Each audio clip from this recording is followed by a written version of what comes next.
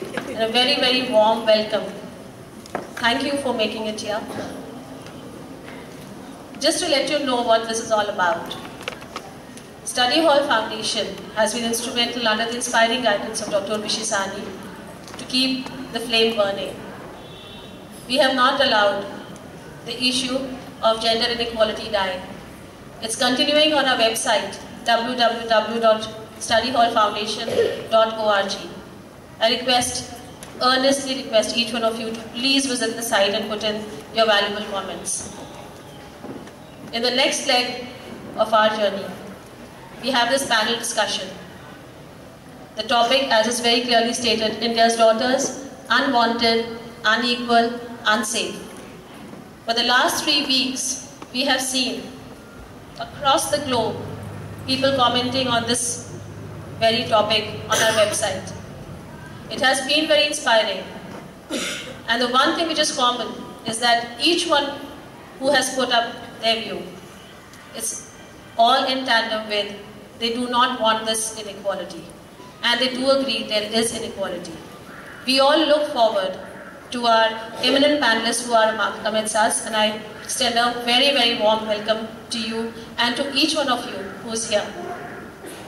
To set the note, we have a song written by Shalini Aunty. Good morning, everyone. Post the protest, which followed the December 16th gang rape incident, we have been fighting for change. Change is extremely important in a progressive and civilized country like ours. We do realize that human memory is short-lived. Issues come and go, rise and fall. However, the future belongs to us. We are the ones who will carry the fire. We are here today to listen to eminent persons talk about a very relevant issue, that is, India's daughters, unwanted, unequal, and unsafe.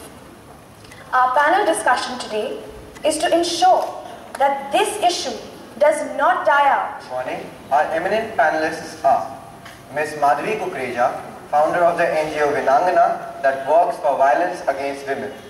Mrs. Sunita Aaron, an eminent media personality and presently the chief editor of Hindustan Times. Mrs. Mahid Verma, journalist of the Truth and presently the editor of Kids College. Dr. Amrita Das, head of the Institute of Career Studies and is an eminent educationist. Mrs. Larita Pradeep, head of District Institute of Education and Training, specifically looking into teachers training for the government. Dr. Urvashi Sahni, the founder and the president of the Study Hall Foundation. Amongst our parents, we have Mr. Sarvesh Asthana, head of the Sanskar channel, and Mrs. Rupali Goyal, who is a homemaker. We have Mrs. Rekha Dondial and Mr. Rajesh Singh as the representatives of our teaching fraternity. We have Sunita Singh from Prerna Girls, Shubham Singh and Abhijit Kumar from Vidyastari Karnar, and Ayman Jafri and Arman Kukreja representing the student. So, as we begin with the discussion, my first question goes out to Dr. Urvashi Sahni. When this issue is settling down, it's slowing its pace, and other issues are taking the forefront, what inspired you to begin this campaign and sustain it? Thank you, Rohina, and welcome to all of you. You know, the point, first of all, I don't know that the issue is settling down. I don't think this is an issue that can settle down for a long time and should not settle down for a long time. It's been there for centuries, and it's just been catalyzed by this event. And it's not as though that was the only gang rape. There have been horrific ones all the time. And the rape is just a public manifestation and a very, very physical manifestation of a very deep-rooted endemic problem, which is gender inequality. It's been our effort at Study Hall Foundation for a long time to keep the issue alive in children's minds, because everyone is crying out about poor mindsets and where do they form? At home, at school, in society. So as educators, we see it as a very serious responsibility that we should be helping our students question and challenge gender norms, and that's the purpose of this campaign. It's not just against the rape. That, as I told you, is just a physical manifestation, and a very stark one, and a very horrific one. But more importantly, to think of even the subtler issues at home, but to think of the deep-rooted gender inequality, not just in society, but in our minds. And in fact, in some of the most progressive people's minds, you will find that it's there. It's a blind spot. So we want to catch them young. We want our students, our parents, our teachers, everyone to think about the issue, and that is the purpose of the campaign and of this panel discussion too. Thank you.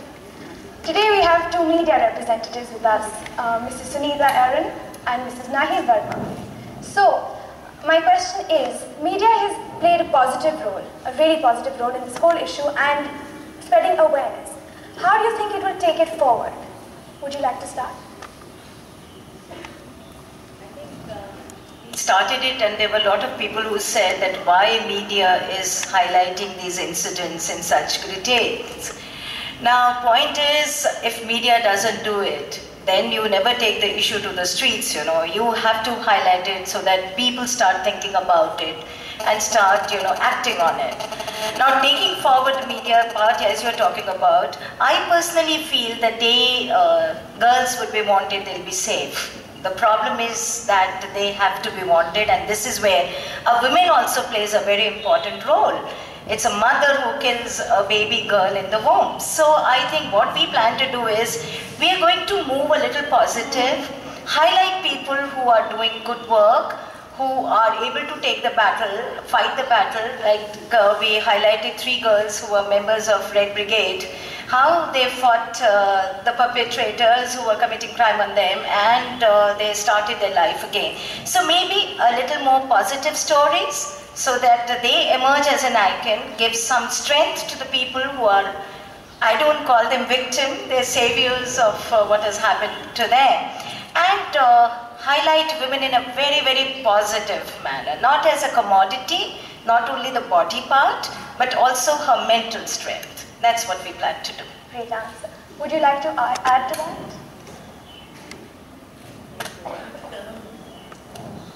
Thanks, Rohina. I think we are living in times of living in great times. Though it sounds terrible because of the recent incidents which have been highlighted in the media and everywhere. But I think we are living in great times because we are living in times of great awakening. We are living in times of great consciousness. We are living in times where things that were brushed under the carpet for so long are now out and open. We are talking about it. Gender issues have been there for many, many years, but they were accepted as a way of life. They were accepted that this is a done thing. So finally, that we are sitting here and talking about this is the triumph of, all of us who are working for women issues and those who are working for human rights issues. See, the thing is, why do women get targeted and they get attacked? Because it is a human tendency to attack what is vulnerable, what is alone, which is voiceless. So I think Sunita has so aptly put that when media gives this segment a voice, it is so wonderful that, these things which were thought to be done, thought to be like a way of life, way of society, considered to be, so now they are out, we are challenging them, we are working hard to change them. We have started a movement which will not stop, which will continue. But we should make full use and take full opportunity of this awakening and this consciousness. Let it not die within us. So empowerment of every human being as we are, as housewives, as parents, as mothers, as students, knowing your rights, standing up for each other. I think solidarity is very important.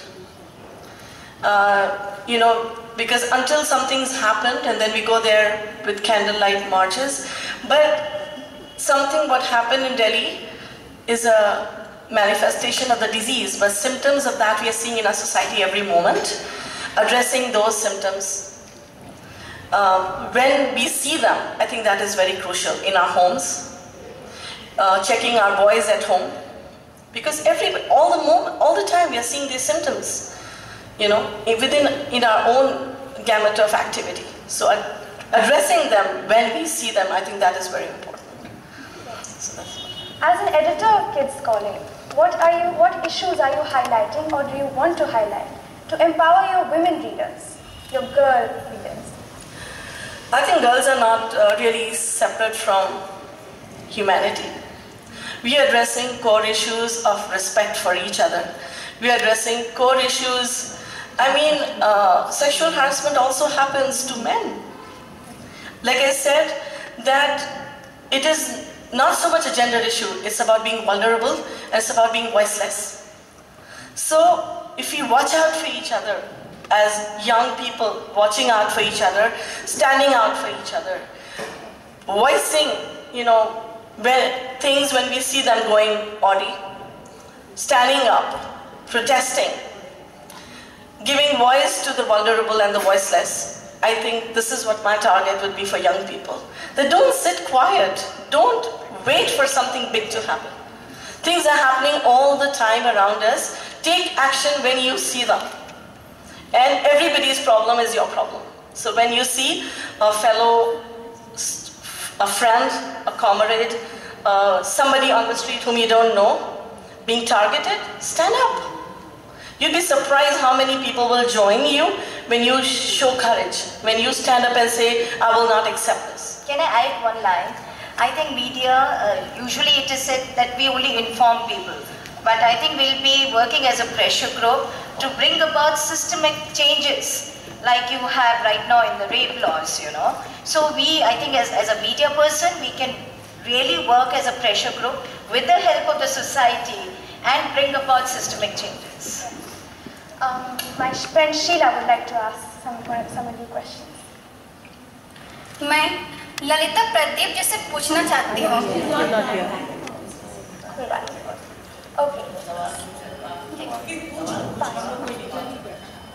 कि महिलाओं व पुरुषों को शिक्षक बनाने के लिए जो ट्रेनिंग दी जाती है, उस दौरान पुरुषों से क्या किन्हीं विशेष बिंदुओं पर चर्चा की जाती है?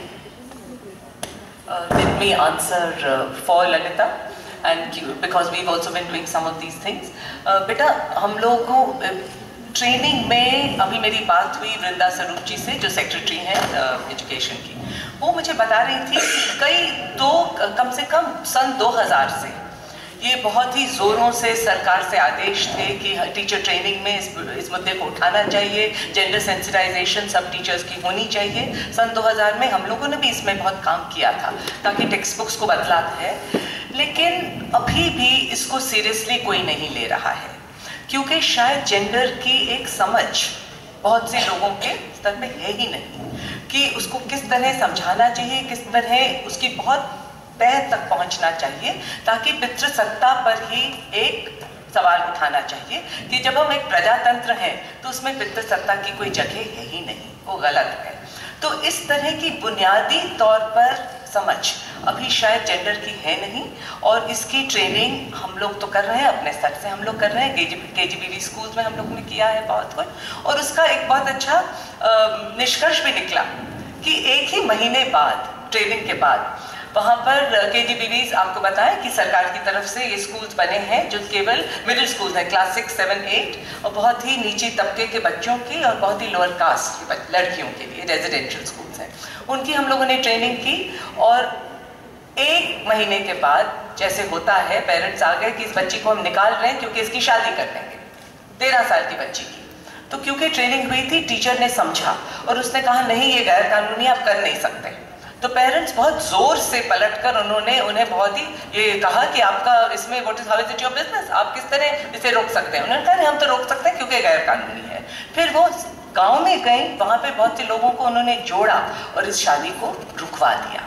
तो इसका मतलब है कि अगर हम टीचर्स की अच्छी तरह से ट्रेनिंग करें और ये बताएं कि ये एक जेंडर के कारण ही हमारी लड़कियां स्कूल पहले आती नहीं, आती हैं तो रुकती नहीं और पढ़ती नहीं, और उसमें उनका एम्पावरमेंट नहीं होता है। तो जब तक हम टीचर्स को इस तरह की ट्रेनिंग ना दें कि वो पहले तो जेंडर को बहुत ही बुनियादी तौर से समझें कि ये क्या है, क्या मसला है, क्यों है, केवल रेप के तौर पर नहीं, और फिर ये समझें कि किस तरह टीचर्स को लड़कियों के हक के लिए बोलना है, स्कूल को लड़कियों के अधिकारों के लिए बोलना है, हम सबको बोलना है। जैसे हमारे पैनलिस्ट कह रहे हैं कि ये केवल विमेन्स राइट्स इश्यू नहीं है, ह्यूमन राइट्स इश्यू है, और ये आज तो इतनी जोर से उछल कर आया है, लेकिन सदियों से विमेन्स ग्रुप्स इसमें जुड़े हैं, बहुत कुछ काम कर चुके हैं, इसीलिए औरतों के अधिकार यहाँ तक पहुँचे हैं कि हमारे जहाँ तक कॉन्स्टिट्यूशन है उसमें तो कम से कम हमारा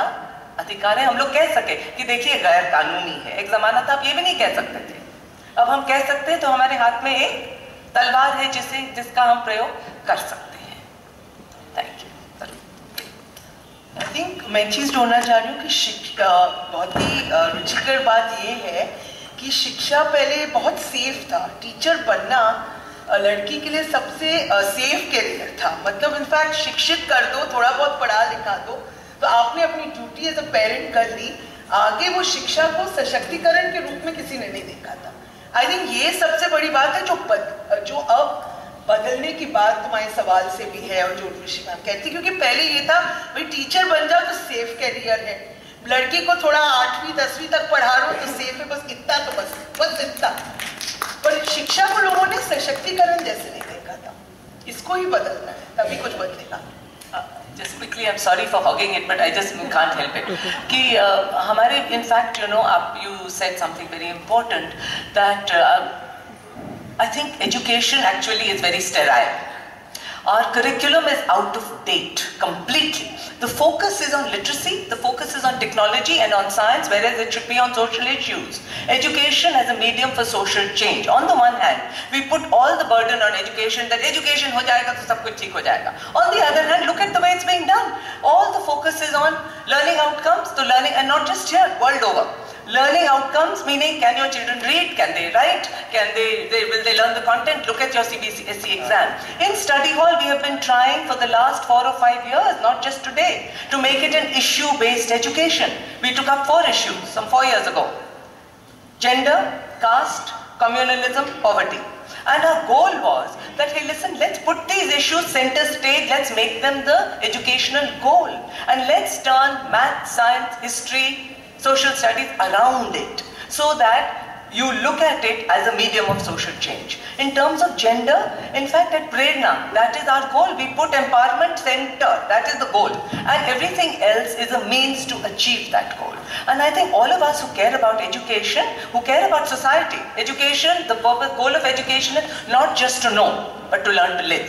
Right? Then we should be canvassing very hard that let us look at education differently. And in terms of teachers, even in study hall, once I remember asking this question, what is it that stresses you out most in school? One of the teachers very honestly said, she says, your issue-based education. I just don't know what to do with it. And that's the problem with our teacher training. That's why they don't know what to do with it. Otherwise, we see it all the time. Thankfully, India is it's not an insular. If there is richness, there is poverty right next to it. Point is, we have become insular. So our goal is at all our schools that in study hall, these are middle class children, they must learn that their privileges are unfairly held. So what do you do with your privilege? Share it. Right? At Prerna, they are suffering from gender issues, very severe issues. Well, learn to resist, learn to understand gender. Our teachers learn to advocate, and our school is truly an advocate for girls' rights. Right?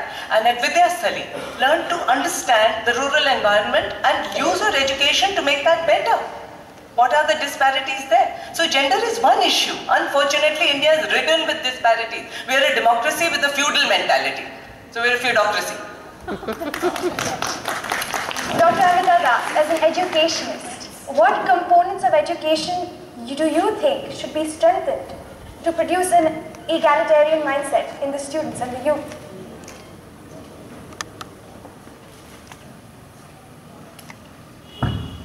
As Urvashi has just said, we need to integrate issue-based themes into the overall educational curricula. It should not just be learning outcomes. It should not just be chasing numbers. That becomes a rat race. You may win the race, but you remain a rat. So we need to actually look at education that will lead to greater social awareness, awareness of our rights as well as our duties, wherein we ourselves are aware individuals, aware, humane. We give respect to people regardless of gender, regardless of caste, regardless of social standing. And we are imbued with the desire to serve our country and take it forward. And we can only serve our country and take it forward if there's respect for each other, and that is very, very important. And if there's respect for the rule of law, we have wonderful legal provisions, we have wonderful constitutional provisions, but we do not adhere to the rule of law. And that is what we have to sort of integrate into our systems, right from the family to the school to higher education. And that will make a difference. That will lead to a critical mass of right-thinking people. And once you have a critical mass, you will have an enlightened society. Excellent. So you mean to say not only name the implementation, but also adhere to the rules? Yes.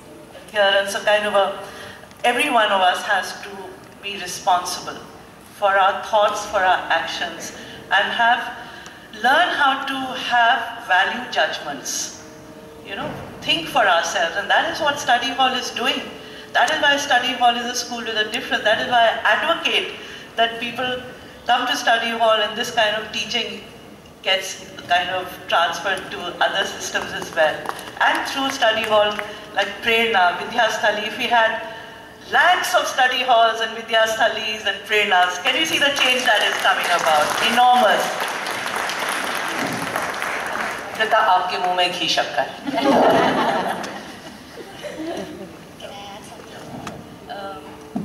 I really appreciate the point, and I fully agree with the point that education goes a long way in determining the way how our society looks at women as well as the gender biases.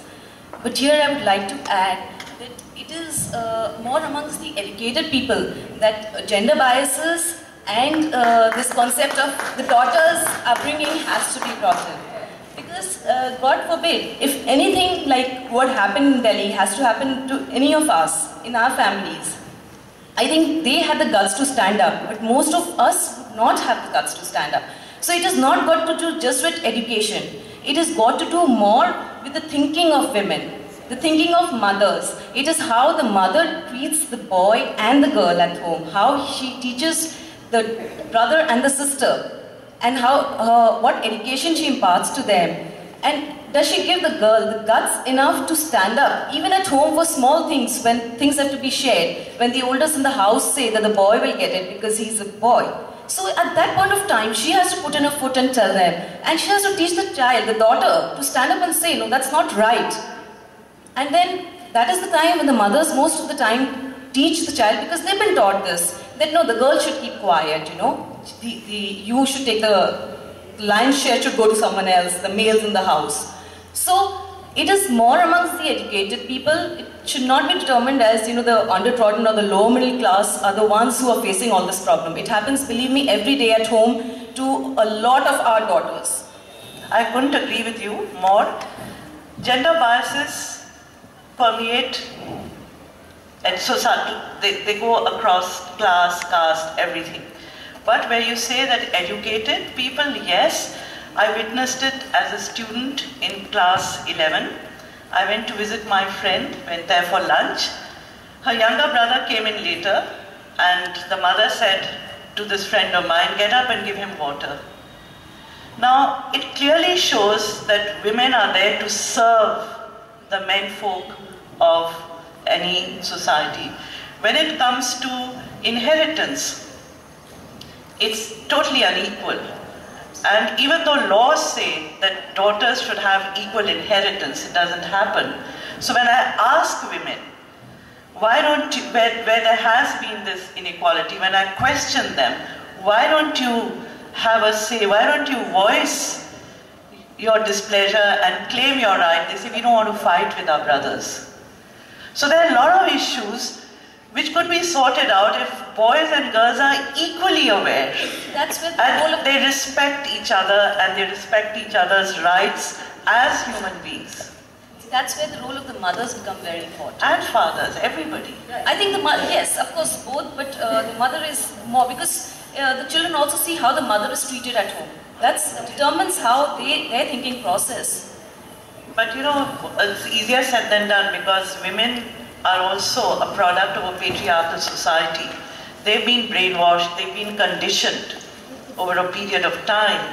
And we have to get over this stereotypical thinking, this kind of conditioning. It's very easy to say, okay, it is the Saas who perpetuates the violence against the Bahu, but she is supported by the men folk of the house. So the awareness has to be amongst everybody. Sorry to interrupt, but I guess we are all deviating to the patriarchal trend of India. So first I would like to ask Mr. Asthana, who is representing the fathers, to say what. बहुत बहुत धन्यवाद कि मुझे अवसर मिल गया बोलने का।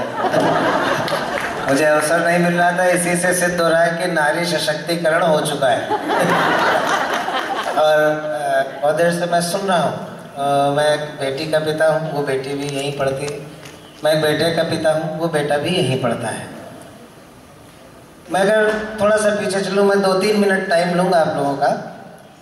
अगर हम इस सृष्टि के निर्माण से चलें, बात करें जहाँ से हम पैदा हुए, तो जो व्यवस्थाएं थी वो व्यवस्थाएं माता के हाथ में थी। जो अर्जन था, यानी कि जो लाना था बाहर से, जिससे घर चलना था, वो पिता के हाथ में था। हमारे सामाजिक और जो सारी व्यवस्थाएं थी, उनके लिए जो पहला अवतार हुआ हमारे यहाँ, वो महिला अवतार है, मत्स्य अवतार, मछली का अवतार।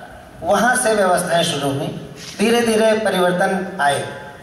यत्र नार्यस्तु पूज्यन्ते रमन्ते तत्र देवता, ये हमारे देश का सूत्र वाक्य है और हम उस पर चलते भी हैं। नारी का, स्त्री का एक अलग रूप है, जिसके पास ममता, दया, क्षमा, धैर्य, सुनना और सेवा करना, ये एक निर्धारित किया गया किसी व्यवस्था में। मैं उसका सपोर्ट नहीं कर रहा हूँ कि ये जो निर्धारित किया गया वो सही था या नहीं था।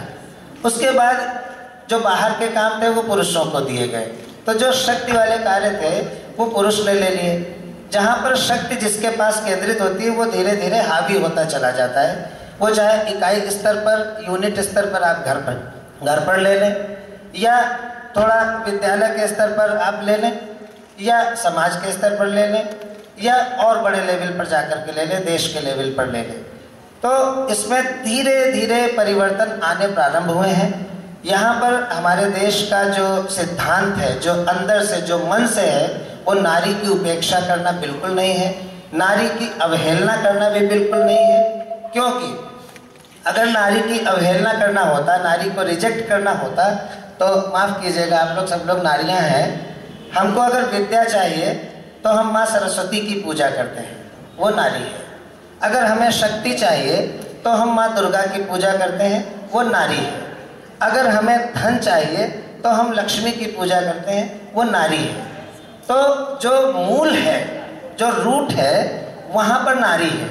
लेकिन व्यवस्थाएं कुछ बिगड़ी हैं, उनको हमें परिवर्तित करना है। जैसा कि मैडम कुकरेजा ने कहा कि घर में खड़े हो जाना है, मना कर देना है, विद्रोह कर देना है, तो मैं इस बात से सहमत नहीं हूँ। सशक्तिकरण विद्रोह से नहीं आता, सशक्तिकरण विमर्श से आता है, बातचीत करने से आता है, शिक्षा से आता है।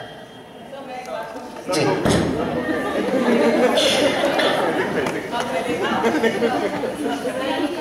One thing that पहले तो this is not men against women, ये हम लोग समझ लें, इसीलिए कहा it's a human rights issue। नहीं मैडम, मैं ये नहीं कह रहा, मैं अपनी बात कंप्लीट नहीं कर पाया। एक मिनट, तो ये कहना था कि एक पहले हम इस प्लेटफॉर्म पे that it's not men against women, पहली बात। दूसरी बात ये कि विद्रोह तो जरूरी है, और ये इसलिए कि विमर्श समान व्यक्तियों में होता है। नेगोशिएशंस आप जो आपके समान है, नहीं तो जिसका जब इतना अंतर है सत्ता में, तो फिर वो तो समानता इतनी असमानता है, तो फिर तो नेगोशिएशन आपकी बात पे आ रहा था, सुन लीजिए। जी सुनीता बोलो। मैं खाली इतना ही कहना चाहती हूँ आपको सुनने के बाद जिस दिन हम लोग इन लोगों को कंपेल कर देंगे कि जो हमारी फाइट है वुमेन एम्पावरमेंट की वो यही लीड करेंगे, उस दिन हमने अपनी बैटल जीत ली। बिल्कुल हम यही चाहते हैं कि इस एम्पावरमेंट की जो फाइट है उसको पुरुष लीड करें। बच्चे जब गाना वो गीत सुना रहते हैं।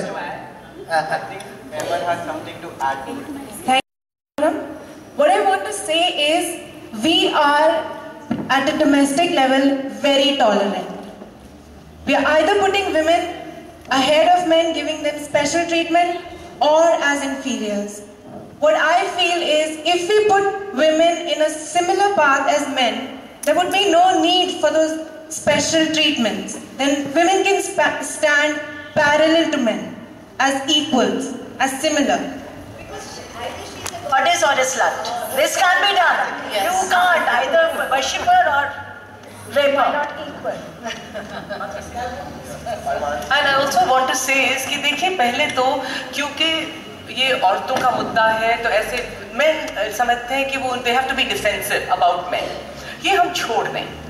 Because the point is it is a social issue, it's a human rights issue और हम लोग इतने benevolent ना हो कि उसके चलिए देखिए हिस्ट्री तो होती है और उसके कुछ ना कुछ explanations भी होते हैं तो वो तो ठीक है, लेकिन जो चीज़ गलत है वो गलत है और जो चीज़ अनफेयर है वो अनफेयर है। और इसमें ये हम ये ना कहें कि वैसे तो हम बहुत पसंद करते हैं लेकिन ये इतने 1 मिलियन लड़कियों की हम भ्रूण हत्या करते हैं इन इंडिया। इंडिया का जो जेंडर इनइक्वालिटी इंडेक्स है out of 146 countries 149 countries, we are 126. Only Afghanistan is lower than us in this region. इतने बुरे आंकड़े हैं। तो जब इतने बुरे आंकड़े हैं तो कुछ हम बहुत बुरा कर रहे हैं और हमें ये मानना पड़ेगा और ये कहना कि नहीं नहीं वैसे तो हमारे समाज में हम उसको देवी मानते हैं और वैसे तो हम लोग सब औरतों के लिए हैं, तो फिर ये सब हो कैसे रहा है? अगर हम लोग सब औरतों के लिए हैं तो फिर ये सब हो कैसे रहा है? ये मानना पड़ेगा, इसकी जिम्मेदारी लेनी पड़ेगी और सबको एक आवाज में कहना पड़ेगा जो हो रहा है गलत है। दूसरी बात, जिसके पास सत्ता है वो बहुत मुश्किल से छोड़ता है, चाहे वो सफेद कालों का मुद्दा रहा, चाहे वो अंग्रेज और हिंदुस्तानियों का मुद्दा रहा, चाहे वो कास्ट का इश्यू रहा, चाहे वो मर्दों और औरतों का इश्यू रहा। तो हर एक जब भी हिस्ट्री आप जांचिए तो जब भी समानता कहीं भी आई है तो एक अधिकारों की लड़ाई लड़ी है किसी ने, विद्रोह हुआ है। नहीं तो हिंदुस्तान भी क्यों विद्रोह करता? विमर्श करता, विमर्श से नहीं कुछ हुआ। हमें तो विमर्श भी तब करेंगे जब एक हद तक पहुंच जाएंगे। आई थिंक मानती बहुत अब मुझे पता कि आपने कहा कि शायद ये सही नहीं है, पर मैं तब भी कहूंगी कि शायद वो मर्द जो दिल्ली के सड़कों में उन्होंने वो कांड किया और जो अलग अलग चीजें, क्या उनके अंदर इस तरह की कैरेक्टरिस्टिक्स थी कि वो ममता, मतलब प्यार, देखभाल करना, दया, ये जो सारी चीजें हैं कि क्यों सिर्फ औरत को ही सिखाई जाती है? औरत इनका ठेका लिया हुआ है, तो क्यों नहीं मर्द और औरत में, दोनों इंसानों में ये सारी भावनाएं होती और कुछ औरतों में वो भी भावना होती कि हम लड़ाकू हैं या हम अपने हक के लिए बात करते हैं। तो ये दोनों जो मतलब लोगों के कहते हैं नेचुरल कैरेक्टरिस्टिक्स, ये तो इंटरचेंजेबल है इंसान में। तो क्योंकि हमने इनको बहुत जेंडर के खाकों में डाल दिया है कि आप महिला हैं तो आप ऐसी होंगी, आप ममता में हैं, तो यही इसी पे, इस मूलभूत चीज पे मैं इसी मुद्दे पे आना चाहता हूं। मैं इसी मुद्दे पे आना चाहता हूं जी। अरमान, about the movements for women, the solution for it is that men who feel that women and men are equal, the men should also fight for the women. They should go hand in hand together and they should fight for the rights of women. Like my mom has taught me, treat women equally. I would this particular case of Nirbhaya was taken up and all Justice Verma committee and everything was formed because the youth, not only women, both of them stood up for the cause, and they outside India Gate, all of them were fighting. Dr. Das, do you think youth power is potent, as Arman put it? That's a very interesting question. The biggest strength of any nation is its youth. India has over 800 million citizens who are below the age of 35. About 50% of them are women. And this is being termed as a demographic advantage for the country. But demographic advantage in what terms?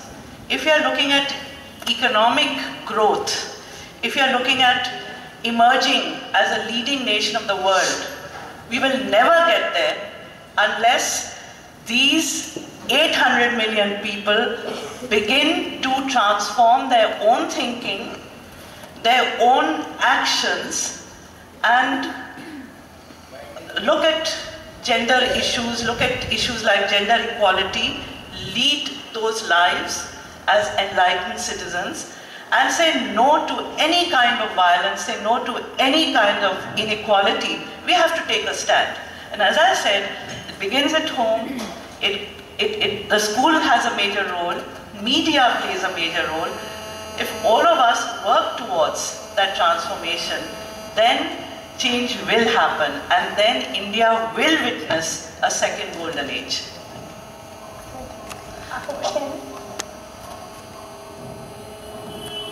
Ma'am, मैं miss माधुरी कुकरेजा से एक प्रश्न पूछना चाहता हूँ। Ma'am, आपने कई दूर दराज के गांव में जाकर महिलाओं के साथ काम किया है, तो मैम मैं ये जानना चाहता हूँ कि वहाँ की महिलाओं की खास तौर पर कौन कौन सी समस्याएं होती हैं? शायद तुम भी गाँव की तरफ से हो, तो शायद तुम भी जानते हो। आई थिंक समस्याएं एक ही है लगभग। उनकी जो सब यहाँ बैठे हैं उनको भी चिंता होती है लड़कियों की शादी की, और वहाँ भी चिंता होती है।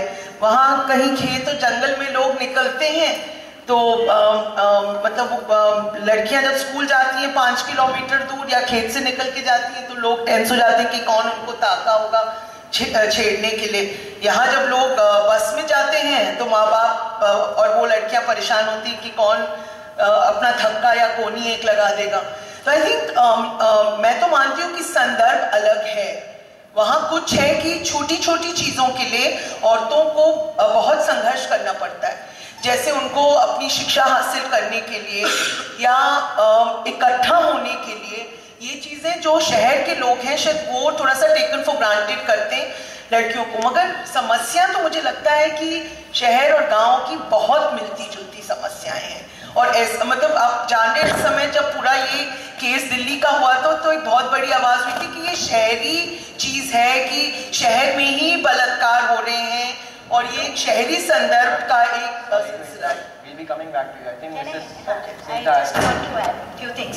देखिए, मैं कई बार गांव में जाती हूँ, वहाँ पे बच्चों से मिलने का एक मौका मिलता है, and I sit and talk to them. Now the major problem with them is कि उनके भी बहुत सपने जग गए हैं। जैसे जैसे टेक्नोलॉजी का विस्तार हो रहा है, they have lot of dreams, and I have been discussing it with Amrita also, but they really don't have anybody to guide them. Their parents not literate enough to tell them what to study, what to do with their respective lives, you know. They want to become, now if you ask them what do you want to become, oh I can become an A&M or I can become a teacher. They can't think beyond that. So there is a total lack of guidance. Second, there are a lot of contradictions in a rural society. Either woman is very powerful, she controls everything, or she has been bought by somebody. Girls are picked up, you know, they are taken away, there are caste problems, there are other feudal problems still exist in rural areas. But we have, on the positive side, we do see women coming out, even in those pockets where they have fought MLAs. So I personally feel women across India, women across globe has to emerge as a vote bank. She has to say that I have risen above my caste and community, I am a vote bank. No political party will be able to, you know, ignore 50% population and then you dictate your terms what you want. Till you become a voice, you can't have your say, you can't change the system. The rural areas, as the Grami said, so we have Abhijit and Shubham representing the boys from rural areas. So मैं उनसे ये निवेदन है कि वो इसके बारे में अपने विचार अभिव्यक्त करें। अभी हमारे गांव में जल्दी हमारे क्षेत्र के गांव में एक घटना हुई थी 2 साल पहले। एक रियल फादर अपनी बेटी से उत्पीड़न का कार्य कर रहा था। उत्पीड़न का कार्य करता, उस जब शादी होने वाली थी तो नशेड़ी बाप था उसका,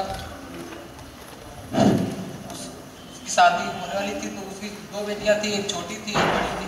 बड़ी वाली बेटी के साथ वो उत्पीड़न कर रहा था, जो छोटी वाली बेटी थी वो एक बार जान गई मेरा रियल फादर इसके साथ उत्पीड़न करा, जब उसकी शादी हो जाएगी तो ये मेरे साथ भी ऐसा ही कार्य करेगा, तो उसने सुसाइड कर दिया छोटी वाली बेटी। तो वो समाज को पता ही नहीं चला, वो बता नहीं सकती थी कि वो क्या कर सकती है। बड़ी बड़ी जिसके साथ उत्पीड़न कर रहा था वो क्या कर सकती है। जैसे आपको इस बात की जानकारी प्राप्त हुई तो आप लोगों ने इसको क्या टेकअप किया, उछाला, क्या पंचायत के सामने रखा ये बात बाद में पता चली जब उसने सुसाइड कर ली। तब भी जब बाद में पता चली तो उसके पिताजी तो जीवित थे ना, उन्होंने कोई एक्शन उनके किसी ने आवाज उठाई, आवाज नहीं उठाई, यही प्रॉब्लम। मैं पर आई थिंक मैं एक सपोर्ट में कहना चाह रही हूँ, ये घटना जो है इवन जब शहरों में होती है और हमने खुद एक मतलब सरकारी अधिकारी ने जब ये कांड अपनी बेटी के साथ किया तो क्या तब आवाज उठाना इतना आसान है?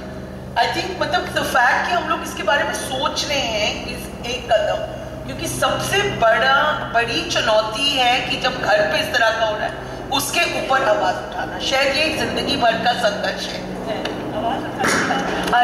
एक जो बेटा आप जैसे माधवी जी कह रही हैं, इसके सपोर्ट में मैं कहूँ कि वाकई शहरों में भी ये होता है, हिंदुस्तान में बल्कि it has one of the highest rates of incestuous sex abuse. और हमारे ही प्रेरणा के ही एक किसी घर में इस तरह हुआ कि बाप अपनी बेटी का बलात्कार किया उसने, और हम लोग को पता चला क्योंकि बहन ने बताया, तो हमने तुरंत एक्शन लिया। और माँ इस बात को छुपा रही थी क्योंकि इज्जत का तकाजा, कई चीज़ों का तकाजा, इज्जत is a very important thing to think about कि ये ऑनर क्यों हमेशा लड़की की सेक्सुअलिटी के साथ ही जुड़ी रहती है। तो फिर हमने चाइल्ड लाइन के साथ को कांटेक्ट किया, ये चाइल्ड प्रोटेक्शन सर्विसेज है, और उनसे कहा कि आप ज़रा इसका करिए, पुलिस से भी बात करेंगे। तो उसने कहा पहले हम बात करते हैं, तो वो गए और कहा कि हमने उनसे बहुत बात की है और बहुत खुश होकर आ गए कि हमने इस मामले को रिजॉल्व कर दिया है। तो हमने कहा क्या किया? हमने कहा अरे हमने बहुत बात की तो फादर मान गए हैं कि आगे से ऐसा नहीं करेंगे। तो हम लोग हैरान, मैंने कहा इसको आप रेजोल्यूशन मानते हैं क्यों? तो उन्होंने कहा क्योंकि अरे क्या करते, आखिर फैमिली नहीं तो टूटती। तो देखिए 2 बड़ी बातें हैं, एक तो इज्जत, उसकी परिभाषा क्या है और क्यों इस तरह की बातों से जुड़ी है, दूसरी कि आप फैमिली को जोड़ना, किस तरह की फैमिली को आप कायम कर रखना चाहते हैं। और इससे भी और बड़ी बात, हमने इसी किस्से को हमने उसका बहुत विद्रोह किया और पुलिस तक बात पहुंच गई। हमने किसी और से टीचर्स की ट्रेनिंग में वाराणसी में हम लोग कर रहे थे और ये भी टीचर ग्रामीण क्षेत्र में पढ़ाती हैं, उनके सामने ये समस्या रखी और कहा कि क्या ऐसा होना चाहिए, उस आदमी के साथ क्या करना चाहिए। चाइल्ड लाइन ने इस तरह का एक सोल्यूशन निकाला, क्या ये सही था या गलत था। मेजॉरिटी टीचर ने जो शहरी थे उन्होंने कहा ठीक था, आखिर फैमिली को क्यों तोड़ें। और हमने फिर सवाल पूछा कि मान लीजिए अगर ये कहीं आपकी लड़की का बलात्कार किसी और बाहर का आदमी करता है तब क्या करना चाहिए? कहते तब तो 10 साल की जेल होनी चाहिए। तो मैंने कहा ये बताइए, जब फादर खुद करता है ज्यादा घिनौना अपराध है, उसको आप कह देते हैं दूसरी चांस दीजिए, बाहर का करता है तो वही उसको 10 साल की जेल हो। मुश्किल ये है कि हम लोग, जैसे कि कोई और भी कह रहा था, जो घर का दायरा है, बेटा आप ही लोग शायद कह रहे थे, घर का दायरे को हम समझते हैं कि वो कानून से परे है और उसमें अगर कोई मारता है तो वो ठीक है, बाहर की किसी को मारता है वो तो अपराध है, घर में मारते हैं तो वो तो ठीक है, बीवी को मारते हैं तो वो ठीक है, घर बाहर मारते हैं तो वो गलत है, राइट। और बलात्कार घर में होता है तो उसको ढक दिया जाए, बाहर होता है तो शायद वो पुलिस के पास चला जाए। तो एक ये हमें समझना बहुत जरूरी है कि, और वही हम लोग समझा रहे थे कि घर का दायरा तो बल्कि और सुरक्षित होना चाहिए, उसको हम क्यों मान के बैठे हैं कि उसके लिए वो कानून से परे है। और डोमेस्टिक स्फीयर की कानून बनने में भी इतना संघर्ष किया है विमेन्स ग्रुप्स ने, तो अभी भी आप जानेंगे कि मैरिटल रेप को जस्टिस वर्मा कमीशन ने उसको माना नहीं है। और हम लोग इतने केसेस देखते हैं जहाँ पे इतनी बुरी तरह से अपनी पत्नियों को लोग यूज करते हैं। तो एक ये समझना कि इज्जत को, कि जब चोर चोरी करता है तो इसकी इज्जत जाती है, यहाँ पर बलात्कारी की इज्जत नहीं जाती, लड़की की इज्जत जाती है। क्यों? चोर चोरी करता है तो चोर को जेल में डाल देते हैं, यहाँ पर लड़की को फैलाकर तो लड़कियों को अंदर ढक दो, क्यों? तो ये सवाल कौन उठाएगा? और इज्जत का भी एक सवाल कि इज्जत क्या है और क्यों इससे लड़की की इज्जत क्यों जाती है, बलात्कारी की इज्जत जानी चाहिए, ये पूछना बहुत जरूरी है। वो पिता कहलाने के अधिकारी नहीं है, उसको तो 100 जूते मारो बाहर निकाल कर। और क्यों नहीं मारते? क्योंकि सब चुप। क्यों चुप? क्यों चुप? ये पूछना जरूरी है। और आज की नौजवान पीढ़ी है वो सोचे कि क्यों चुप। Urvashi, also I'd like to add that I think women need to change their mindset. They need to stand in solidarity for their own daughters, for their neighbors, for anything that happens outside. Instead of telling your daughter, तुमने कुछ किया होगा, तुम ऐसे कपड़े पहनोगी तो ऐसे ही होगा. The minute the daughter is born, I've seen people from well-off families जैसे 2 बेटियां हैं, दहेज का सोचना पड़ता है. I have to think about my daughters also. I mean, it happens all the time. We are sending these messages to our daughters moment to moment that you are different, you need to be, that you are powerless, that you are voiceless. Also, I'm thinking of something very interesting. Many years ago, I went to the World Bank DC, and in the restroom there were these little pamphlets for women, and they said that please report to us if these things happen to you. And some of the things, I was laughing. I was telling my husband that we endure as women in India all the time. Does your husband think that you're mentally deficient? Does your husband often says, "Tumhe nahi pata, tum mat bolo"? Does your husband say that they treat you differently outside, treat you differently inside home? If these things happen, please report. Ma'am, I think Mrs. Rekha has to say something. Hello. I feel society is very coercive and we are products of our environment. So we are trained to conform. I am all in praise of non-conformists.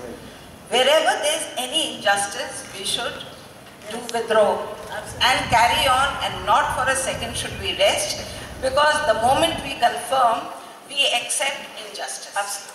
So we've got to fight it every day and every day. I'd like to add what Sunita said, that there has to be systemic change in society. So laws need to be amended, but who implements the law? Police. Police has to be sensitized, and there have to be many more courses for both male and female police officers.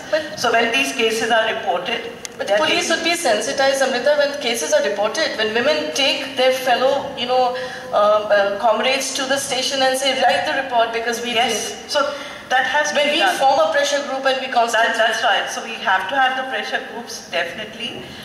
The media has to play a very important role there, because no society rises above the level to which it raises its women. So Arman has to add. Yeah. I would like to ask you, ma'am, why did the media only take up this issue and not the other small issues in the villages? Why only this particular issue? Now, I knew this is going to come, because this is one question that we are being asked again and again, why? That became a very important issue. The brutality part, every rape is horrific, as she said, every rape. In fact, even eve-teasing, molestation, why we talk about rape only? So whenever child marriage, whenever dignity of a woman is in question, it becomes an issue. But definitely it happened in Delhi, and we could see the pressure building up there, and we did it, and you see the changes in the law also.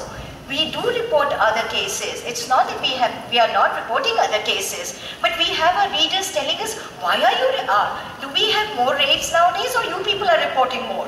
We want something positive to read about. Enough, you are creating panic in the society. So somewhere you have to balance when you are reporting. I want to add something. The media certainly has played a very positive role, but as he said, I want to add, the girl had the guts to speak up. The parents had the guts to stand up for her. That is the reason it got highlighted. Had it been a hush matter where the child would have been told to keep quiet, nobody would have even had the guts to report it. People have not read. I'm sorry here, actually, because it got highlighted, they spoke up. There's one more point.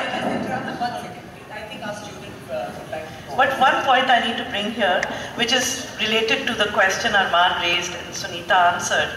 Right after this rape case, there was a case where a whole lot of students, girl students in a school in Chhattisgarh complained that they had been raped regularly by their teachers. The Chief Minister's wife said this should have been kept under wraps. It should never have come out. But once it came out, I didn't see the same kind of media support for these rural girls who complained. There was no support for them. Why? No, one second. May I just, I think our student representatives must get a chance to speak. So we'll come back to the question later. So let us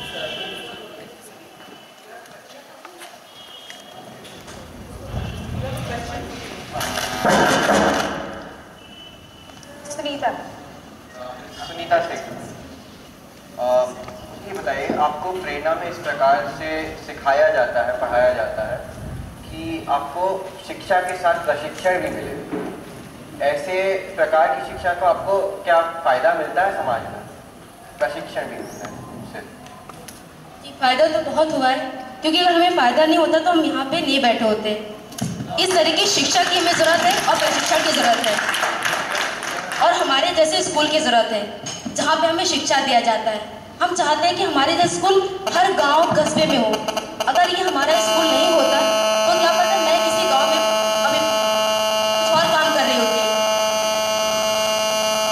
और बहुत ज़रूरत है इसकी, हर लड़की को, हर गाँव की लड़की को, कस्बे की लड़की को, शहर की लड़की को, हर जगह की लड़की को।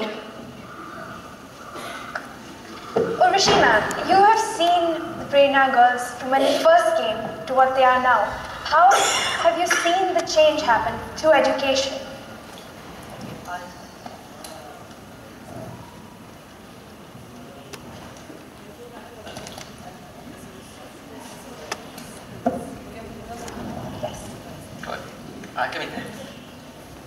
Hello? Yeah. I want to quickly say that I think our students speak for themselves, and the reason I think the school has worked the way well it has in terms of our achievement scores are we outperform national and state averages. Our transition to high school is almost 88%. Our completion is 90% as compared to 28% nationally. Let me tell you. And our attendance is 85% as compared to 50 or below. And teacher attendance is 97%. So I think the reason the school is working well is because we put empowerment center stage. We made that the educational goal, and our approach was that we kept life outcomes in mind, not learning outcomes. We want children's lives to change. And that changes when children learn to resist, fight for their rights. First of all, recognize yourself as having rights, most importantly. Then building the capacity to aspire, that how can I have a better life? And then secondly, resisting child marriage. Vidro, sir. Resisting child marriage, resisting domestic violence, and also going out. Our children have formed a campaign, they have campaigned in their communities against domestic violence, against child marriage. So become a self-advocate, become an other advocate. And most importantly, understand that you're an equal person with equal rights, and that you should not be unfair to anyone, and you should not accept anything unfair. So building that kind of strength is what has led to the success of our school. But before I think we move on to others, and maybe now our panelist from Vidyasthali would like to say something as well. Beta? हमारे गांव में ma'am एक लड़की थी, तो ma'am उसकी शादी ma'am कर दी गई थी। मैम बहुत एजेड आदमी था, तो मैम लड़की होगी ज़्यादा से ज़्यादा मैम 16 या 17 साल की, और मैम जो आदमी था वो कम से कम 40 साल का था। तो हमारे गांव में उसकी शादी हो गई थी। मैम समझाया था उसको बहुत लोगों ने कि आज जो जिसके साथ आप शादी कर रहे हो बहुत बड़ा है और लड़की छोटी है, पढ़ने की उम्र है भी। बहुत लोगों ने समझाया, लेकिन वो माना नहीं। और अभी जल्दी में ही मैम उसकी लड़की का डिवोर्स भी हो गया। यस मैम, मैम एक लड़की उसकी है, मैम उस लड़की की एक लड़की भी है, और मैम जिसके साथ उसकी शादी हुई तो हो गई थी, उसका डिवोर्स हो गया। डिवोर्स होने के बाद फिर वो अपने घर ले गया। मैम आया, यस मैम डिवोर्स हो गया, लेकिन वो जब मैम उन्हीं मैम लड़की वालों का और मैम उसका मैम कोई बात हुई होगी, तो मैम वो फिर से आया और मैम उसको अपने घर लिए चला गया। आपका क्या विचार है इसके बारे में कि पहले तो क्या करना चाहिए था समाज वालों को, आपको, और इसको किस तरह इस मसले को किस तरह हल किया जाए? मैम हमको तो मैम जो करना था मैम हम लोगों ने बहुत समझाया मैम, घर वालों ने, मैम पापा ने, चाचा ने, सब लोगों ने। मैम घर से ज़्यादा दूर नहीं है मैम, मैम बहुत समझाया कि आदमी है बहुत बड़ा है और ठीक नहीं। मैम उनकी एक इकलौती लड़की भी थी मैम। मुझे एक बात बताओ, आपको पता है कि कानून है इसके विरोध, तो कानून का सहारा क्यों नहीं लिया? पुलिस को क्यों नहीं बताया? मैम वो इसलिए क्योंकि मैम वो लोग खुद ही नहीं जाते थे। अगर हम लोग जाते तो मैम पुलिस वाले हम लोगों से पूछते कि इनको कोई परेशानी नहीं है, तुमको क्यों परेशानी? देखिए यही बात है। I must say something about this. पहले तो let's not call it child marriage, let's call it girl slavery, because that's what it is. Marriage करके उसको डिग्निफाई मत करिए और उसके हॉरर को यूफोमाइज मत करिए। It's an awful practice. World has 10 million child brides per year. India has 1/3 of them. Let us hang our heads in shame. Just let us hang our heads. Secondly, बेटा आपको एक और दूसरा किस्सा सुना है। यहीं पर इस तरह की किस्सा उठा और लड़की को वो कह रहे थे कि मैं अपनी बेटी की शादी करने जा रही हूँ। हमने रोका, मैंने कहा तुम मत करो, बहुत समझाया। कहते मैं बहुत गरीब हूँ। मैंने कहा तो इससे तुम्हारी गरीबी कम कैसे होती है? ये भी ना समझी। कहते मैं तो करूंगी, आप चाहे कुछ करिए। मैंने कहा पुलिस ले आएंगे, फिर भी ना मानी। फिर मैंने उसके फियांसे का नंबर ले लिया किसी तरह, तो मैंने उसको फोन किया। मैंने कहा बेटा आप अच्छे से लगते हो, आपकी कितनी उम्र है? कहता है 22 साल। ये तो 40 साल का 22 साल के लड़के के साथ भी ये गैर कानूनी है। और उसने कहा, मैंने कहा लड़की की उम्र है 16 साल, तो आप इसके साथ शादी मत करो, ये गैर कानूनी है। उसने कहा मैडम प्लीज मत रोकिए, हमारे कार्ड छप चुके हैं, इज्जत का तकाजा, ये वो फला टपका। मैंने कहा अच्छा देखो तुम अच्छे से लगते हो, मुसीबत तो तुम ही पर आएगी क्योंकि स्टैट्यूटरी रेप कहलाता है ये, तो तुम तो जाओगे जेल। इसलिए तुम ये शादी 2 साल रुक जाओ, 18 साल की हो जाएगी तब कर लेना। मान गया। मतलब ये कि हम लोग वही बात, घर का दायरा है तो कानून को ना बुलाएं, ठीक है? कानून बने ही इसीलिए हैं कि आपकी सुरक्षा के लिए, तो बुलाते क्यों नहीं? पुलिस को एक बार ले जाइए किसी के दरवाजे पर और उसको रोक दीजिए शादी को, तो देखिए कोई ना करेगा। हम लोग डरते हैं, नहीं करते हैं, तो कहना चाहिए, पहले तो ये बता देना चाहिए कि गैर कानूनी है, दूसरा बता देना चाहिए कि पुलिस तो ले ही आएंगे। तो इसलिए तुम इज्जत तब तो क्या, अब तो क्या जाएगी, तब तो बहुत ही बुरी तरह से चली जाएगी। और लड़कों को पता होना चाहिए कि इसको स्टैट्यूटरी रेप कहते हैं, जेल जाएंगे वो। तो ये सब कानून जानो और उनको इम्प्लीमेंट करो, डराओ उनसे, तब लोग समझते हैं। Ms. Kukreja, you come across so many cases like this. Are the laws actually helping you, or do they hinder the process? I think laws definitely help. The fact that you have the knowledge of the law and that there is access and you know that it's your right, I think that definitely that's a framework. But then challenges like this, that हम police के पास जाएंगे तो police भी वही चीज कहेगी कि भाई आपके घर का मामला है. I think the biggest challenge is to change the patriarchal mindset of the people who are implementing the laws. So I think the police are the most difficult. For instance, if you take, we haven't touched dowry yet.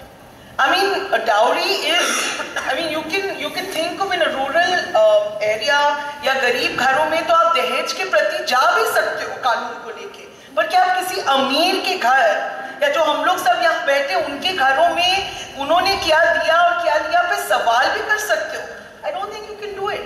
So I think that the law is very important, but often some of our mindsets make, like the dowry law is a joke in this country. I mean, the highest IAS officer will get the biggest dowry in this country. I mean, as you have a better job, you get more dowry. Emma wants to add to that. We always find that it's the administration, we accuse them, but don't you feel that all those judges and those police from the same society? Absolutely right, and along with that, there is the issue of corruption. You pay money to the police, you pay money to the judiciary, and you're above the law. You go out scot-free. So this has to be taken into account. I think even with the police, हमको भी मना किया है police ने कई बार कि आपको क्या तकलीफ हो रही है, उसका तो घर बस रहा है। हमने कहा देखिए जी, आपके ओपिनियन से हमें मतलब नहीं है, कानून है, आप अपना काम करिए। कानून कहता नहीं तो आपके ओपिनियन इसमें आता ही नहीं है। कि आप क्या समझते हैं, आपका क्या रवैया है। कानून बना है, आपको कानून की रखवाली करनी है। तो अगर आपको कानून पता है और आप उस कानून को डट कर कहें कि नहीं ये कानून है, तो फिर उससे कुछ ना कुछ फर्क बहुत पड़ता है। लोग डरते हैं, हम पुलिस को भी वो मान जाते हैं, फिर हम उसको परस्यू नहीं करते हैं, परसिस्टेंटली नहीं करते हैं। हम कहते हैं जब हमने अपना वो कर दिया, पुलिस से कहा, उसने मना कर दिया, हम घर आ गए। अरे क्यों, घर क्यों आए, खड़े रहो वहां पर, उनसे कहो नहीं FIR दर्ज कीजिए। यहाँ पे प्रेशर ग्रुप्स के साथ साथ मीडिया का भी रोल बहुत ही जरूरी है। Like the Ashiana rape case, the judiciary and the police, they take a very long time to get a final decision of the case, and that like the Ashiana rape case, he's convicted now. Really, I think I'll say, I will repeat what Amrita said, that you do need, the media should not give up also. The media, what it does is it moves on to the next issue where the papers will sell, right? So, no, I'm sorry. No, I object. It's not because the paper sells, because there are thousands of issues happening. Right. Now you tell me, what is the society doing? If I raise the same question, we had child marriages, abolition of Child Marriages Act law decades back. There's no reason why should we have child marriages today. But you go to Rajasthan, you go to some parts of UP, there is a season when you can see small children being carried out, mass marriages of. So somewhere it's society and the media. Because there's so many issues happening. If we had Guru yesterday, then we had Kumbh, then we had, every issue becomes very important. And I need to reply, I've been waiting and waiting, need to reply why Delhi got so much of attention. One, it is country's capital. Second, whatever happens, it became a symbol of brutality on a women. Third, the society, their sensitivities were definitely awakened, because girls as such have been feeling very, very insecure. She mentioned about Chhattisgarh. Perhaps the newspapers there must have carried out as a movement, but maybe this part of India it was not. So it's not that the media, we highlight the issues. Issues become more important than cases, and certain cases become so important that it forces the judiciary to have a look, the government to set up a fast track court, and to set up a Justice Verma committee. So I think issues should be more important than particular. Yeah. No, I'm sorry, I didn't mean to offend you, but what I meant was that persistence is the answer. That when something like this happens, then you need persistence from all quarters. That it might not take front page news, but because people are afraid of the media has great power. So when that happens, and I'm telling you, if the media had not played up this whole issue, not a lot would have happened. It has got so much power, but unfortunately there aren't so many socially committed media people. I'm sorry to say that. And so it's everywhere. So you're one, we're very lucky.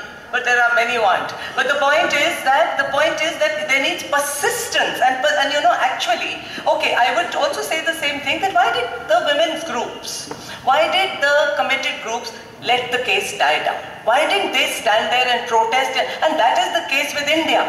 We chalta hai. Very soon we accept too much, we are too tolerant, we should be fighting more. And more withdrawal is needed, sir. Achha, 1 minute, I think let's move it to the audience now and ask if they have any questions. In that vein, Urvashi, I'd like to add that we launched a new weekly called the Lucknow Tribune, and we are carrying a 1090 scorecard. How many cases are reported to the Women Helpline and how many are redressed every week. So it's a part of the newspaper, front page.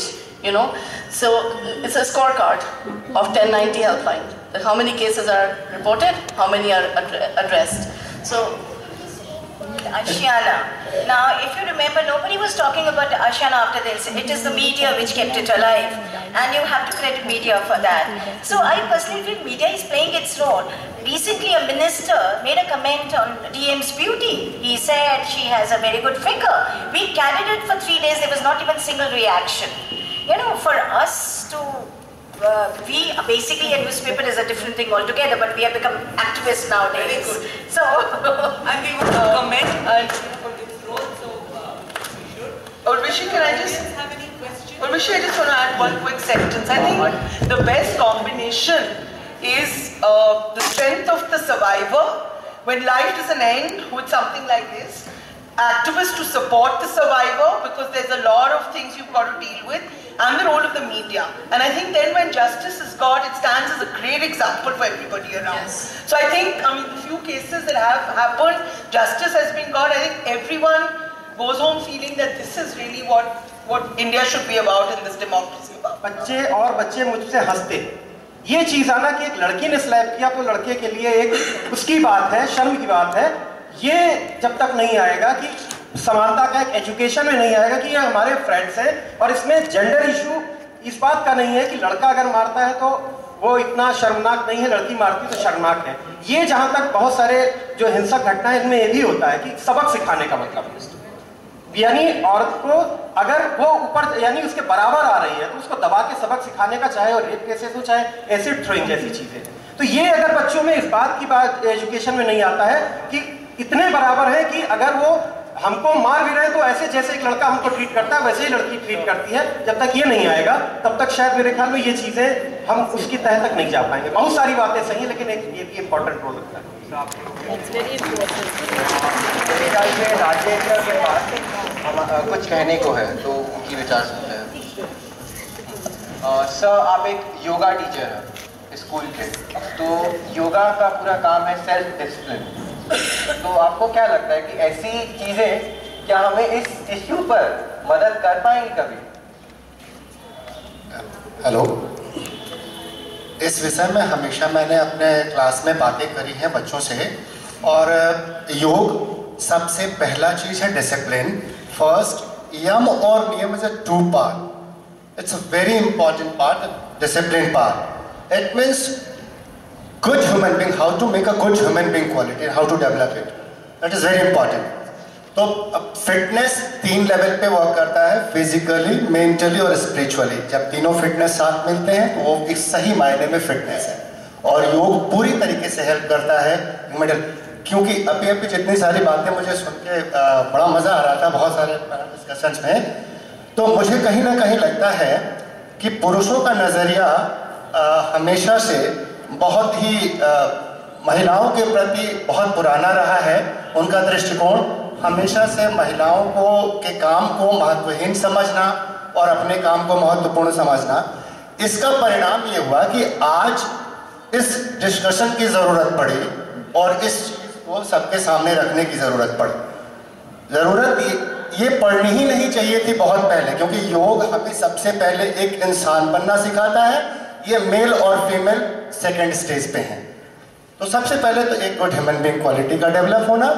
दूसरी चीज मैं ये कहना चाहूंगा कि एक शेर मुझे इस समय याद आ रहा है कि सिर्फ हंगामा खड़ा करना ही मेरा मकसद नहीं, सिर्फ हंगामा खड़ा करना ही मेरा मकसद नहीं, मेरी कोशिश है कि ये सूरत बदलनी चाहिए। मेरे सीने में न सही तेरे सीने में ही सही, हो कहीं भी आग, ये आग हमेशा जलनी चाहिए। इसको रुकने ना दें और हमेशा इसको कंटिन्यू करें। Thank you. बात जब आग की आई है तो मैं यहाँ पे उपस्थित सभी पेरेंट्स से और यहाँ के भी पेरेंट्स से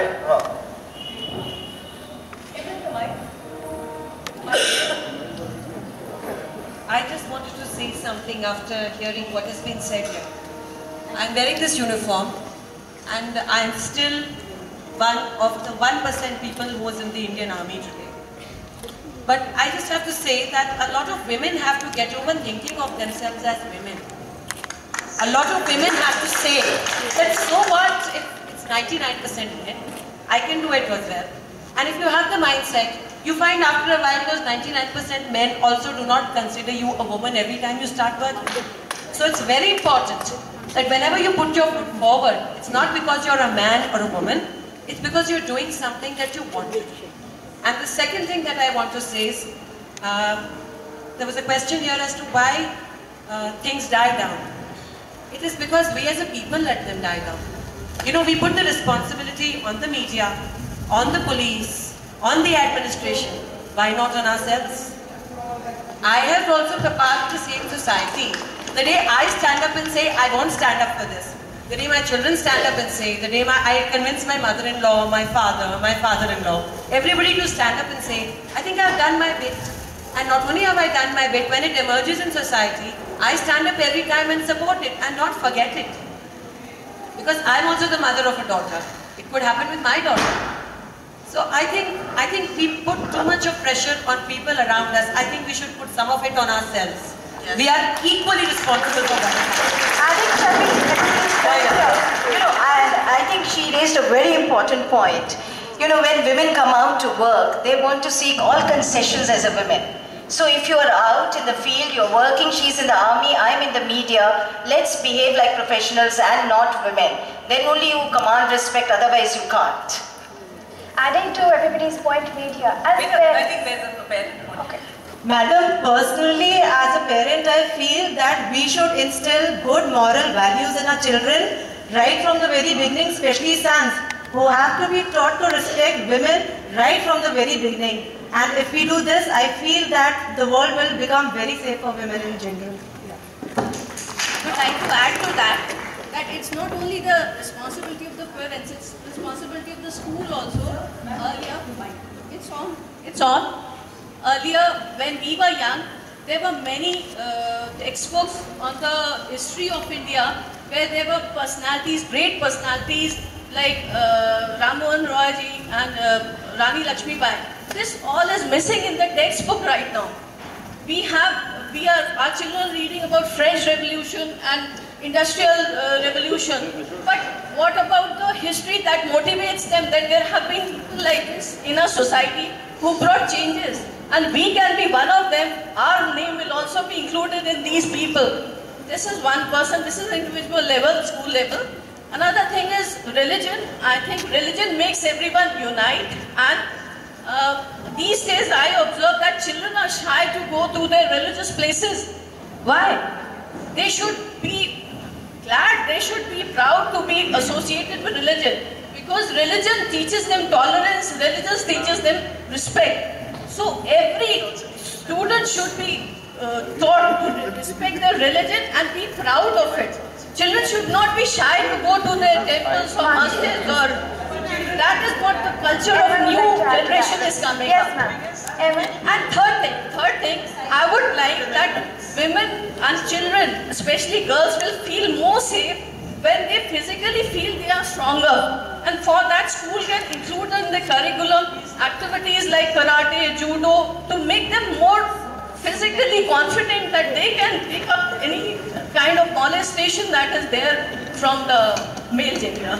Thank you. Yes, ma'am. Just a moment.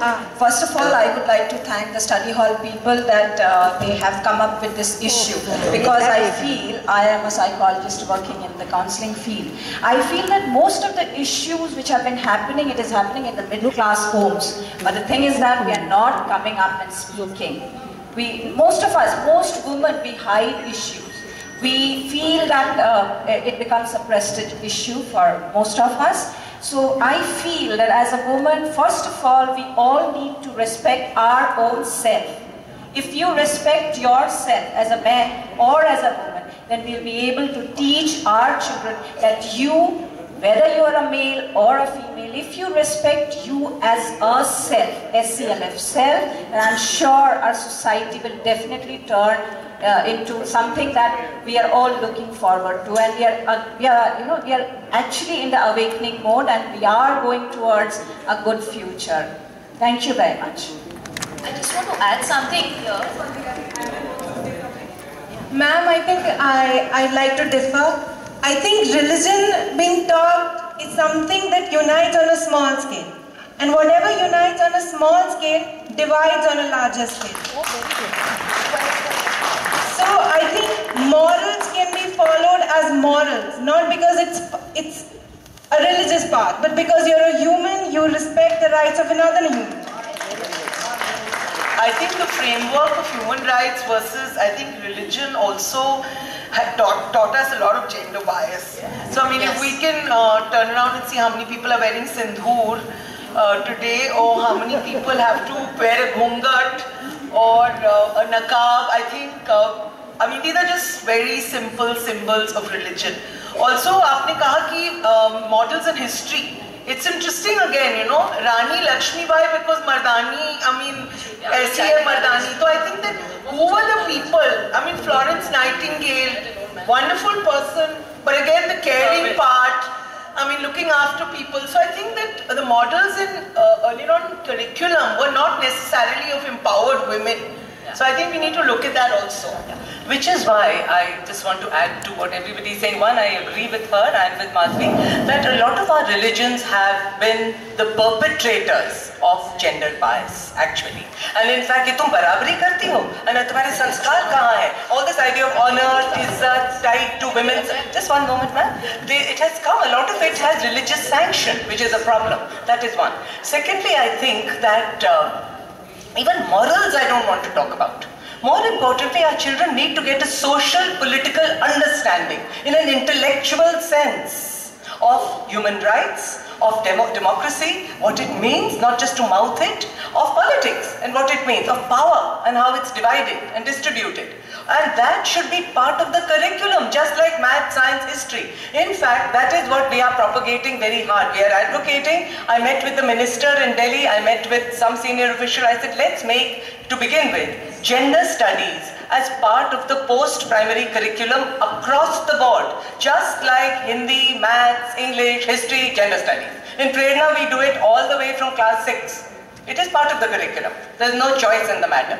And I think it is important for our children to have an intellectual understanding of what is happening around you. How is power divided? Why is it divided? A history of patriarchy. How was it created? How do you change it? Only then education will become an instrument of social change.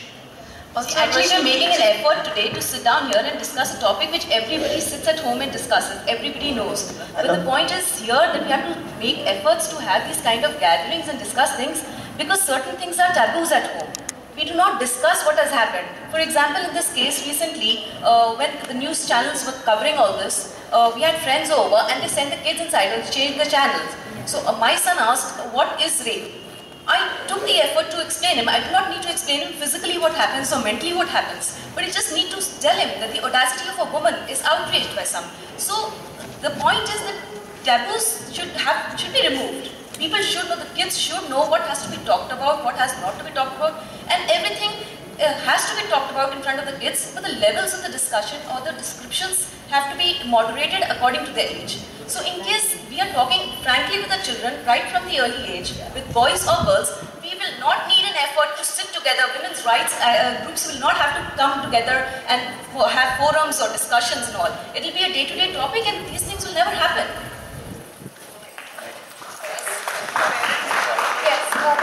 Since a lot of awakening has been done right now. Ma'am, I have a question to the media that commodity as women as a commodity. How media is going to tackle the issue of commodity, women as a commodity, because it all boils down to that. So I would like to have your views upon that. Thing I said about that women, if she's willing to be seen as a commodity, and I mentioned about a minister who had made such a lousy statement against the district magistrate at a public function. You know, there she was not sitting as a woman, she was the collector of the area, and now the people would look at her figure and not at whatever work she wants to do or she, but nobody, we carried it, we invited people, but nobody talked about it. She's an educated woman. Why are we taking the sorry for her? Well, she maybe because she's an IS officer, maybe she has written to the government and she has not come to the press because as per their rule, they are not supposed to talk to the press directly. So there may be she has done it, but point is why women have not reacted to it. Why women have not reacted to it. And if you are referring to the portrayal of women in films, then also I think there is a time for the society to look at it, because we allow women on hoardings. There may not be anything in the picture, but we allow, So it is for us to decide whether we want to continue, and why we do see serials in which all the detective women are always conspiring. I don't think so. A woman is always conspiring. She's doing much more than that. So why are we watching them? So I think this is something which media can do, but economics are very important. But also, I think protesting against products which accentuate, like Axe effect, for example. I think it is downright degrading ad for women. I mean, all a woman needs in a man is a bike, dandruff-free hair, fresh breath, and now fair complexion. I mean, I think these stereotypes need to be challenged. I think women groups should challenge, because this is constantly sending these messages into our drawing rooms, into our families, into our children, moment to moment, that this is how, things are. The movies where an ordinary person, he stalks a girl and eventually the girl falls in love with him. I mean, so stalking is considered to be, acceptable, because this is the best way the girl will eventually fall in love, because she gets tired of warding you off. So I think these things, filmmakers, it's not just the print media, or it's not just the television media. I think what you're talking about, commercialization of women and women themselves. I think the group of girls who are sitting here, they're about 2%, not even % of girls who are awakening to their mission and their causes. I think for them to be responsible, for them to treat themselves as pioneers, treat themselves as crusaders for this cause. I would like to say that when media had raised a point about the DIAS officer's figure getting commented, the thing is that in Nirbhaya's case, she made a comment. Being a girl of such a young age, she commented. But why didn't an IS officer make one comment? Even though she's an IS officer, it was a matter of womanhood. Why didn't she comment? And I think she didn't take the stand, and she didn't get any support from any angle, because she is an IS officer. She should have been taking the lead in reacting. But she stopped herself. Is it her education or is it her post which stopped herself from giving a comment to press? What kind of leadership is she showing? Most of the IS officers, we request them to write for us, and we give them a pen name. Their service rules don't allow them to speak to the press. This is what it is, and it's a hard reality and a bad reality. I don't think so it's the right thing. One thing I would like to say, when this gang rape happened, people spoke about item numbers. There was a lot of debate on item numbers. But when the people are going and watching films, the actresses are also doing it. So vulgarity in films is a very, very separate subject which we can discuss for days. I want to just add over here, I think the issue is deeper than that. It's not just in the movies or on hoardings or in media. The question is, and I think some people touched upon it, the lady from the army, that it's a question of how do we perceive ourselves as women? How do we define femininity and masculinity? And how do men perceive us? So it is a very deep-rooted question of how are women portrayed, but first of all, how do we perceive ourselves, right? It's not just on media. What about girls generally, right? When you go to a party, men are dressed in suits. You often go to a party, women are dressed in backless blouses, right? Now, why is their idea of beauty a backless blouse and their idea of smartness a tie? So that is also part of the social way of perceiving yourselves. So I think it is important. Gender, we've been talking about gender roles all the time, roles and responsibilities, that's what we were talking. That is why the issue of gender, that you're born a boy or a girl is a matter of sex, your sex. That doesn't give you any power or dispower. But because society assigns certain roles, certain perceptions, certain responsibilities, certain rights, certain duties, that's how gender is constructed. So gender is actually a verb. It is done at home, it is done in society, it is done by media, it is done by films, it is done by everything. How do you undo it?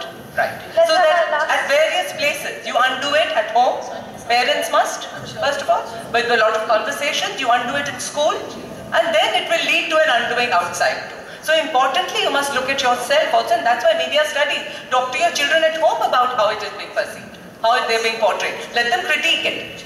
Talk about it at home. These dialogues are really very important. I think some parents have Yes.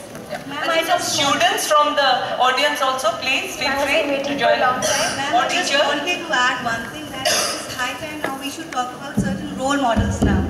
And I think the people sitting on the dais, they themselves are the role models. Like we have Madhvi ma'am. We talk about patriarchal society, and she has, I think, broken the norms. And she has a son, and she's taking care of the second leadership now, where she's working for people, and she has shown that we all have matter, and it starts with us only. That is what I just wanted to say.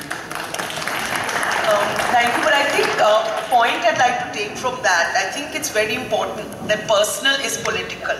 This has been a slogan of the women's movement, that how you lead your life, it should be reflecting of all these norms. So we do talk about the institution of marriage, but yet we want our daughters to get married. We look at a single woman in a particular way, even if we say there's nothing wrong with being single. So I think the way each one of us leads our lives, and if we can talk about what's personal is political, then I think, like she said, a lot of women's lives will change. I mean, the person who was the army officer said that. That I think if personal is political, if we can make that our slogan, there'll be a lot of change. I think the question from the student should be the last one.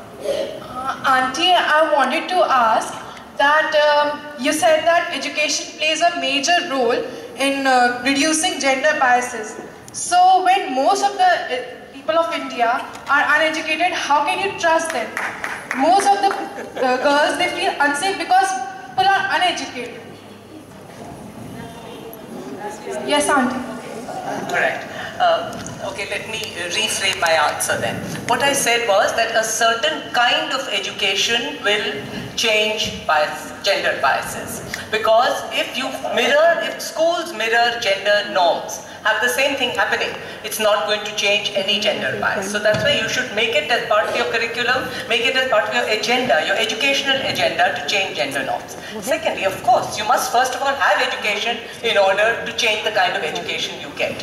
But let me tell you, according to statistics, now these are government statistics, let's take them with a pinch of salt. But in terms of access to education, they are claiming that as many girls have access to education as boys. Okay, it's saying something like net enrollment is 87%, the gender ratio, right? But also the dropout rate is huge.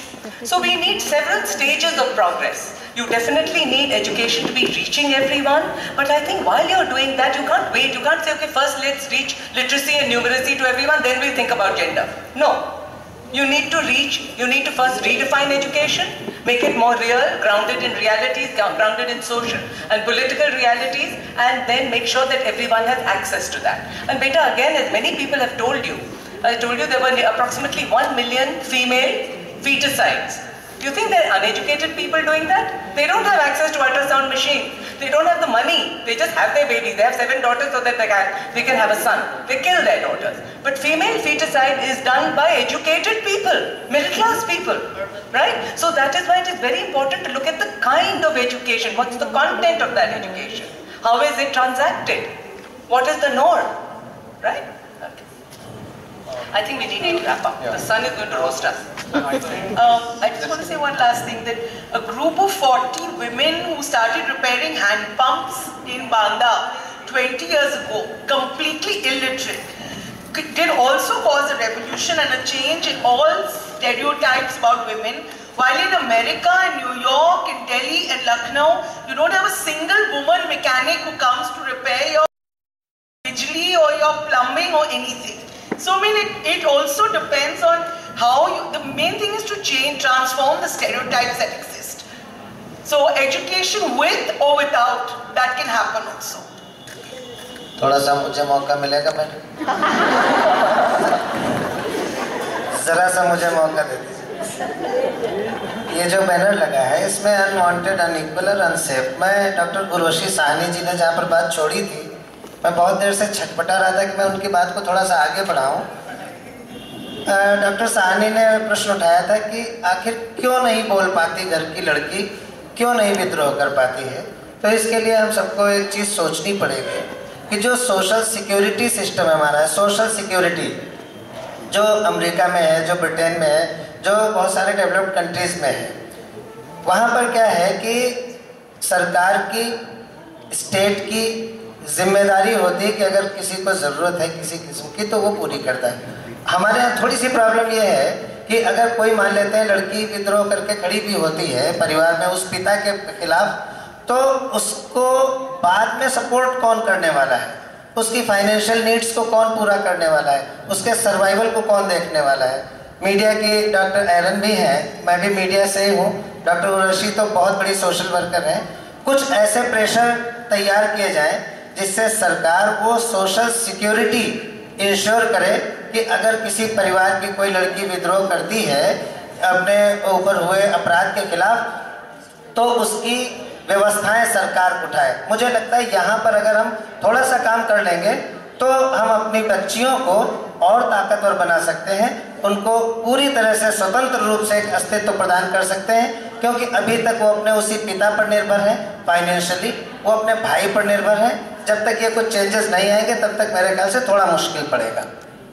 आपकी बात सही थी sir कि social security सरकार की तरफ से तो होनी चाहिए, पर मैं एक और बात फिर कहना चाहूँगी कि लड़कियां अपने बाप और पिता और भाई पर इसलिए निर्भर हैं, सिर्फ इसलिए नहीं कि उनके पास और कोई चारा नहीं है। आप अगर बहुत ही यहीं पर देखेंगे तो कई औरतें, कई ऐसे घर हैं जहाँ के पति कमाता तो है लेकिन दारू में उसे उड़ाता है। औरत ही काम कर कर, चाहे मेहरी का काम कर कर अपना पूरे घर को चलाती है, तो इसका मतलब आत्मनिर्भर वो है ही, लेकिन साइकोलॉजिकली वो आत्मनिर्भर नहीं है। तब भी वो उसी पति की मार खाती है रोज, और ये डरती है कि बाहर जाके मेरे पर बलात्कार हो जाएगा। घर की बलात्कार, पति की बलात्कार रोज सहती है, लेकिन तब भी उसके मन में ये मानसिकता है कि बाहर मुझ पे अत्याचार हो जाएगा तो वो बहुत बुरा है, लेकिन घर का अत्याचार किसी तरह से वो मुझे सहना ही है, क्योंकि वो तो हमारा सिस्टम है। तो इसका मतलब हमें आत्मनिर्भरता की जरूरत तो है, लेकिन बहुत जरूरी आत्मनिर्भरता, और ये बहुत से लोगों ने कहा, एक साइकोलॉजिकल और एक सेल्फ की जरूरत कि I can be independent, I can live as an equal person, I can survive as an equal person, and to that the evidence is that many women are surviving as independent people in their own homes, they are surviving, लेकिन घर से बाहर निकलने में डरती हैं, बहुत ही बुरी बुरी शादियों को सहती हैं और बहुत सालों तक सहती हैं, क्योंकि इनके मन में बिठाया गया है कि तुम्हारी अर्थी भी यहाँ से उठे और जाके वो सारी रिलीजियस नॉनसेंस कि इसमें कि ये सब तुम्हें करना है, कि वो तो आपको सहना ही है किसी तरह, और बाहर डेंजर है, घर में डेंजर नहीं है। घर का डेंजर किसी तरह से वो तो फिर सिस्टम ही है, और बाहर का डेंजर बहुत बुरा है। ये हमें बच्चियों को सिखाना है कि बेटा पहले अपने मन में एक आत्मनिर्भर बनो, वेरी इंपॉर्टेंट साइकोलॉजिकली, फिर ये शक्ति होगी कि आप आगे भी कुछ कर सको। Mrs. Allen, Short, okay. I'm quite relieved कि इन्होंने कहा personal is political. Otherwise, most of the discussions end with media bashing and government responsibility. As I said earlier, there are a whole lot of people sitting here. Please think about your vote. Take the responsibility. Elect the right government. You'll have the right system, and we are just a reflection of the society. You'll see everything good in the paper then. Mrs. Allen rightly said. Generally it happens that we end up concluding with the blame game going on. But today, what we have finally seen is that ultimately everything ends up in bringing the change in ourselves. We need to change our own thinking process. And the change should come from inside. We all need to participate for it. As for the vote of thanks, I'm really honored to do that job. I would like to thank all the panelists present here for coming and giving their time. I would like to thank the audience to listen so patiently and participate so actively. I would like to thank my teachers also who had helped us with the whole discussion. Thank you. At the end, I would like to say something. I think we should teach our children, think once before. Think once before you misbehave with someone. Maybe for you it's fun, but you are giving a lesson to your young ones. Come on, you can also enjoy with someone. But you know that someone can be your loved ones also. So never ever try to have such fun. Thank you. I just... discussions and have more like these. And just before parting, can I say this, that I think our principal mentioned it to you, that we have been running a campaign on our website, studyhallfoundation.org. And we have wide participation from our student community, from Prerna, Vidyasthali and Study Hall, from students from the Kasturba Gandhi Balika Vidyalayas in Jaunpur, Mirzapur and Sonbhadra, from the teacher training community, from University of Maryland, University of Toronto, and from past community members. I request you all to please just click on our website, send us a short blog, we will post it on our website and enter the dialogue. As a follow-up to that, we have several offline activities. This is one of those. And tomorrow, if you know that there is a campaign called 1 Billion Rising. I don't know how many of you got an opportunity to watch Vagina Monologues by Eve Ensler. She has called for this campaign called 1 Billion Rising of Women Against Gender-Based Violence and for Women's Equality. And this is 1 Billion Rising all over the world. And they have called 14th of February, which you all know is Valentine's Day, as V-Day, pun intended. And everywhere, many people are getting together to have an event to show their solidarity. Many organizations here, Study Hall Foundation being one of them, Sanat Kada, and Sahyog and others, are leading a rally, a mass rally, which is on at 1 o'clock. You're supposed to bring one Odni with you, and our schools are participating, our teachers are participating. We will all be starting at, where are we joining? We're going to do 2 hours of it. It carries on all the way from the Begum Hazrat Mahal Park to the GPO, right? It was there in the newspapers today too. So we invite you all to our website to join our campaign. We invite you all to the rally tomorrow and again show your solidarity, and let us hope that the dialogue does not cease, that it is important to be, that is what an active democracy is. It is filled with vibrant, relevant, social, political and critical dialogues. Thank you very much once again. Thank you all for our students. As you can see, they have started. And thank you all for joining us. Thanks very much.